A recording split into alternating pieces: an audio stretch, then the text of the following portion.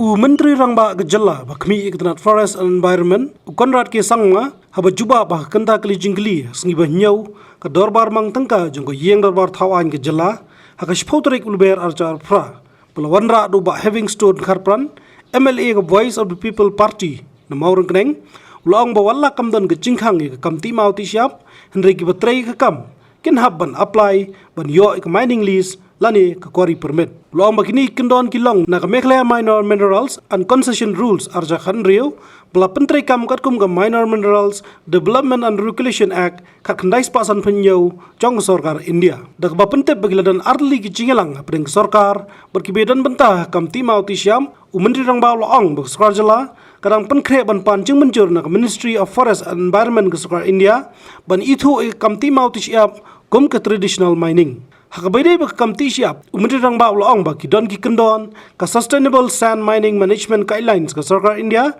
ki bhapan buat berkumta dang kam ni pej bnya halor kani. Mr. Speaker, sir, reply to Star Question 66.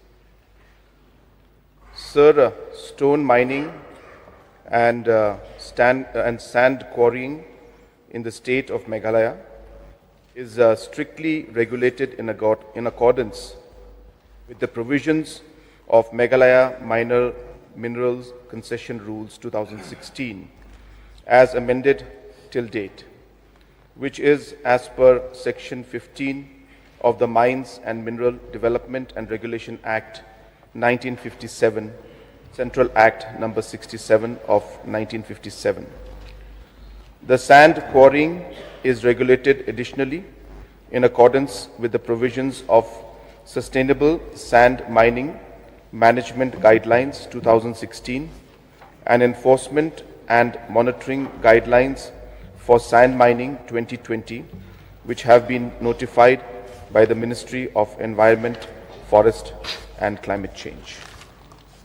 Your supplementary question, please. Thank you, Mr. Speaker, sir. I also thank the Honorable Chief Minister for the reply.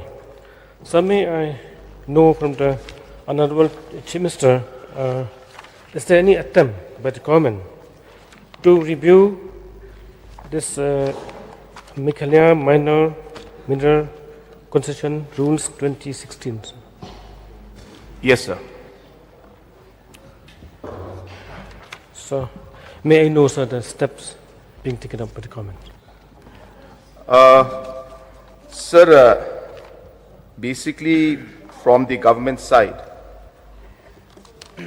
the rules and the provisions that have been laid down had certain criteria in terms of the size of the quarry or the particular mine, the depth of the mine, and based on the size of the mines and the quarry and the depth of the mines and the quarry, different permits had to be taken by the person who's applying.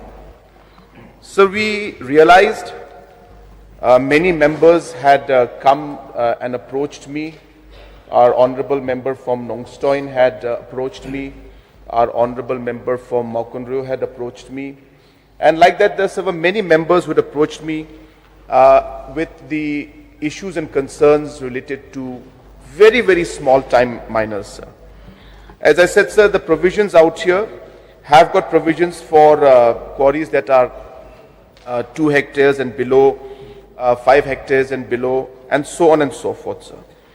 But we realized that the very small miners were practicing more of our traditional mining practices. And also we realized that the activity was more for local use and for use at the village level or small construction work taking place at the local level, sir. And hence we strongly felt, after we met with the different members, we had a detailed discussion with the Honorable Deputy Chief Minister and formed a committee under his chairmanship. And this committee was formed on the 16th of September 2025 where we had different members from different, that is MLAs from different parts of the state. We had officials from the mining department, forest department, so on and so forth, and even law department. We also had different stakeholders, basically the miners themselves and their representatives. And 2 meetings were conducted by this particular committee, and recommendations have been put that the entire procedure for traditional quarry permits should be given, which should be made very simple and very easy. And based on that, sir, the committee has recommended that only few permits should be required, or few documents should be required. Number 1 is the forest clearance if the permit area falls under forest land, and a no objection certificate from the village headman certifying that the ownership and title of the land as claimed by the applicant is neither disputed nor under any litigation.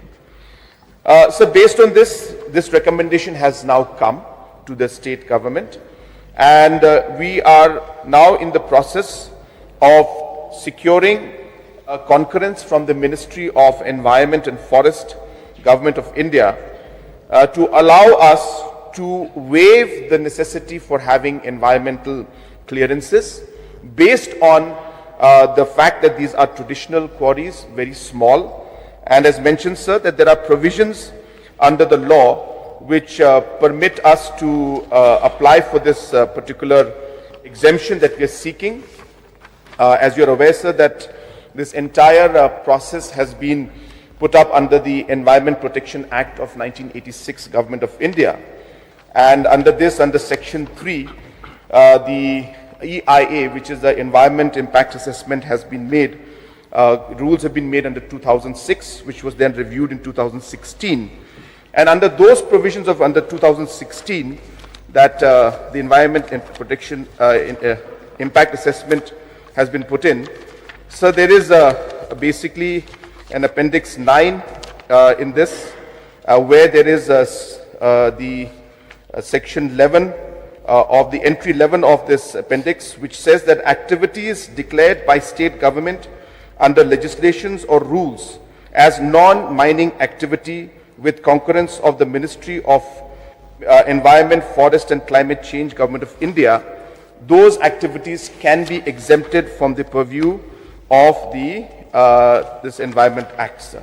So this is what the status is. We are working very hard on this, because many of our miners at the village level are facing a difficult time, because the provisions under the Act as of now and the provisions under the rules that are there, which are of course mandated by the Act, are quite difficult sometimes for our small time miners to comply with, because there's a lot of paperwork. So we have now, so in a nutshell, we are reducing the paperwork. We're bringing it down to very simple, permits, just 2 applications. One is that it's not a forest land, and number 2, the no objection from the headman. Just these 2 papers, and the permits will be granted to these people. But that provision, sir, we are working to get the clearance from Government of India to allow us to declare traditional mining as non-mining activity. Sir, as per the decision of the committee, sir, is there a timeline, sir, for the resumption of legal mining and quarrying activities in the state? Sir, there is no stoppage of any kind of mining activity in the state as of now. Just to make it clear to everybody, anybody can apply for mining license or for quarrying permit, anybody. The problem, sir, is that the provisions as per the Act requires a large number of documents to be submitted. The problem is with these documents and the tedious process which our small time miners have to go through. And hence, after detailed discussion with the legal team and AG and others, we are coming out with these new provisions which will allow miners to apply in a very simple format and ease the entire permit sanctioning and permit authorizing process. So therefore, mining is going on, sir. There is no problem, but necessary permits have to be taken and application has to be made. Okay. One more question, sir. Sir, are there any alternative livelihood programs for the communities and individuals depending on mining and quarrying apart from the DMF, sir? Sir, we have many livelihood activities that are there. I think it may not be possible for me to talk about all of those activities at this point in time. But everything related to agriculture, food processing, whether it's anything local that is there, tourism aspects, in all of these aspects of different livelihood programs are happening. So, as I have mentioned again and again, sir, that the livelihood is at the center of every activity that we do. So therefore, we realize that in order to be able to get people to shift to different livelihood activities would be a permanent way to ensure that we are able to not engage in environmentally affected areas where mining is affecting. So therefore, it is a transition process. We are working on it. And slowly and steadily, sir, we are seeing results. So the answer is yes, sir. Okay. Thank you, sir. One more question, sir. Why is that the fund under this DMF not releasing regularly to the respective CRD blocks, sir? So this is a completely different question regarding the DMF fund. I don't have the full information with me, but there is a committee, sir, that is headed by the Deputy Commissioner. MLAs are part of it. This DMF fund is regularly released, so there is no delay in it as such. But if there is any specific area that is of concern, sir, I can take it up. But I don't have all the details with me since it's completely a different question altogether, sir. Habatin, page bahagi Kyyiap, Kyyiap plus F. Ka plus F? Hakabam bangibam dunaki eki batay kamet. Namar kata habathiru atau khau kamlu ka umpnyang kadut pet ya Kyyiap plus F haka jingsom.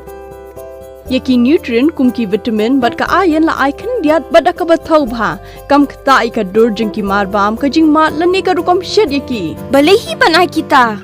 Kadon ka we ka jing mentoy ba kongsan. Ka kot ka khia. Ka nutrition bakam bha ka jing im bakam bha pendon kam daki mar ba madon Kyyiap plus F menta kasni. Lawan Ra Shafi Lingba ko office jong Commissionerate of Food Safety Meghalaya.